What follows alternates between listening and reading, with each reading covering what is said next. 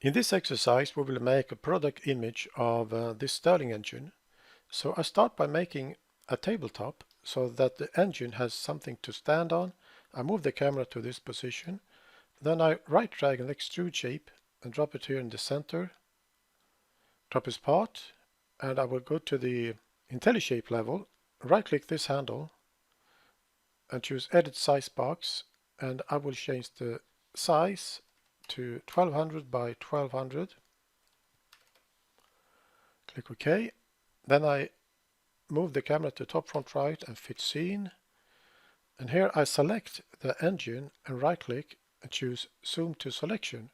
And I do that because if I were to zoom in by rolling the middle mouse button, the perspective view in the camera would be distorted. That's why I'm using zoom to selection.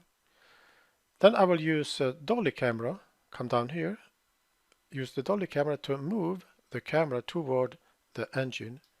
Then I move the camera so that I will have a good view over the engine. So when I finally render the scene, I will have a good product image of the engine. And I try not to see the edge of the tabletop here in the camera. So I will move it a little bit more. Like so perhaps. So, and then I will save this camera angle. I come down here to save camera and I will call it product image. And I will also come over to the scene browser to change the name here. Change that to tabletop.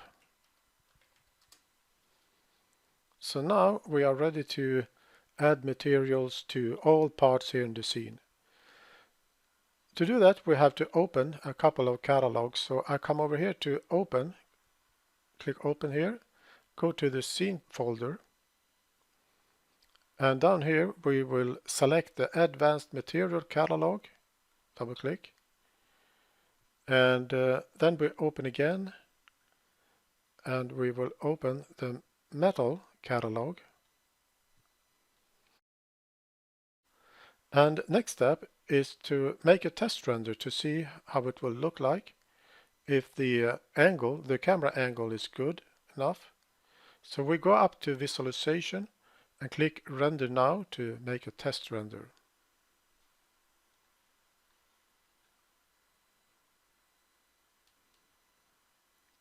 And it will look like this. Well, the image itself is not good, but we see that the camera angle can be good enough. So I will close this image. So now we will add the materials to the parts here. So I will drag the chrome material, drop it on the pillar, and we will get a question if we want to replace the threads with this new material. Well, in this case it doesn't matter, so I will click yes. And then I will copy this material to add it to other parts.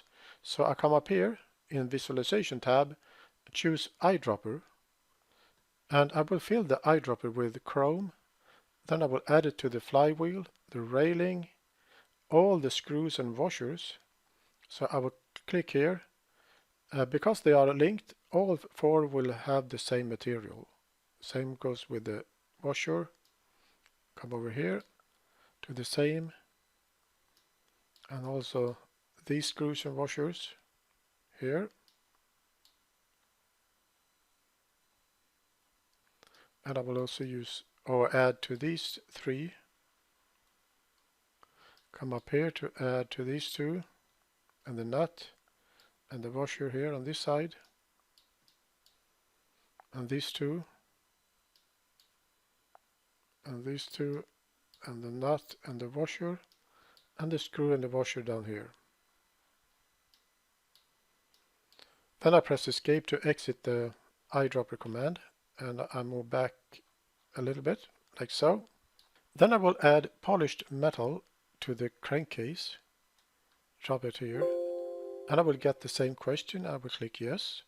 And polished metal and chrome is almost identical, so I will change the look of this material a little bit. So I will control left click the crankcase and then right click, go to Smart Paint, And here in color, I will change to this gray color so that polished metal will be a little bit darker than the chrome. And I will also change the reflection a little bit.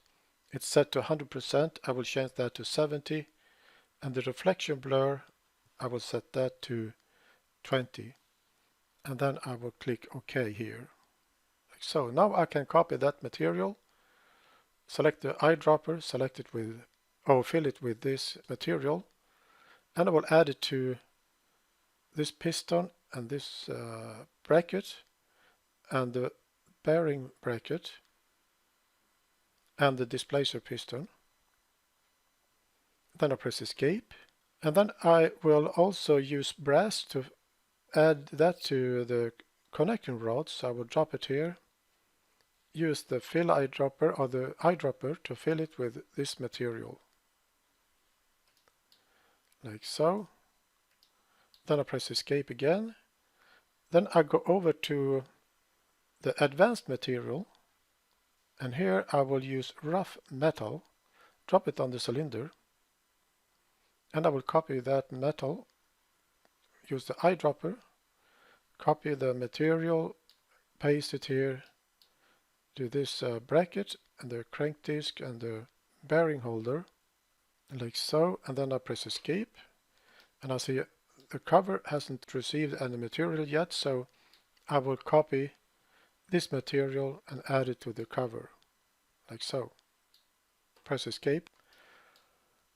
Then I also need to add glass to the glass piston and the glass cylinder, so I use common glass, drag it and drop it here on the cylinder, and I have to hide the cylinder to add glass to the glass piston. So I will control left click the cylinder and press control space to hide it, drag the common glass and drop it here on the piston, and press shift space to bring back the cylinder. Then we will add material to the platform, and I will use polished wood. I drag the polished wood material, drop it here. Then I will control left click the platform and right click and go to Smart Paint because I have to make some adjustments here. So I go to reflection. Now it's set to 100%. I will change that to 30 and reflection blur to 20. Then I click OK. And I will also add material to the tabletop. So I will select the tabletop, right click, go to Smart Paint. Here in color I will use shader and Fresnel shader. And shader is a program that the render engine used to calculate how a surface will look like. All these materials here in this catalog and in the metal catalog are shaders. For instance, chrome shader calculates how a part with the chrome material will look like when light hits the surface. It is the same with the glass shader and metal shaders. And so I will also go to reflection, add some reflection here, 30, and reflection blur 20. Then I click OK. And now we will make a test render to see how it will look like.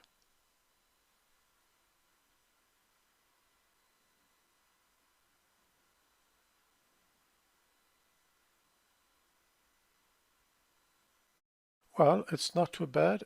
I see I have forgot to change the angle of the camera because we see the edge of the tabletop here. So I will close this image, click no, and I will change the camera angle to product image like so. But we will do some additional adjustments. For instance, we will add a light. So I come up here to select insert light, and I will click here on the platform, and I will use an area light because the area light will give me a softer shadow than the others, especially if you increase the size of the area light. So I will click OK, and the question is, do I want to see the lights in the scene? Yes.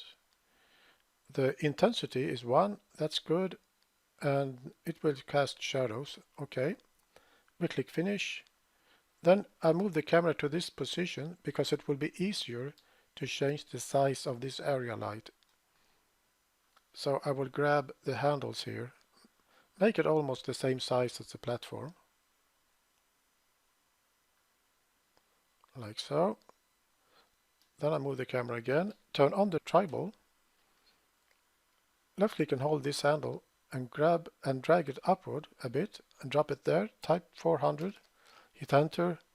Then I use the dolly camera to move the camera backward so that I keep the perspective view in the camera. It will be easier to handle the light then. Then I grab this handle, drag it in this direction, drop it there, type 300 and hit enter. Select this axis, left click and hold inside the tribal to rotate the light 90 degrees. Hit enter. Then I turn off the tribal, go back to my position with the camera to product image. And now I will make a test render again.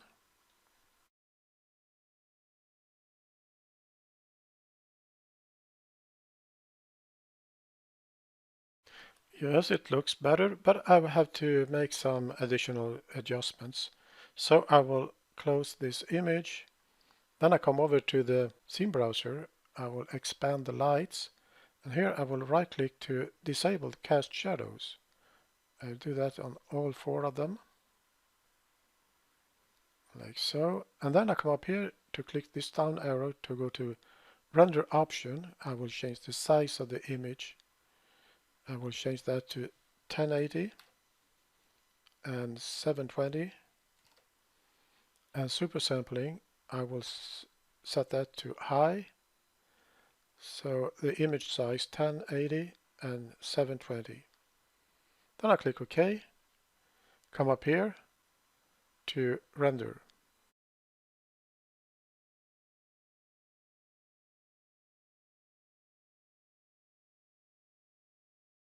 So now we have made a product image of the Sterling engine and it looks good.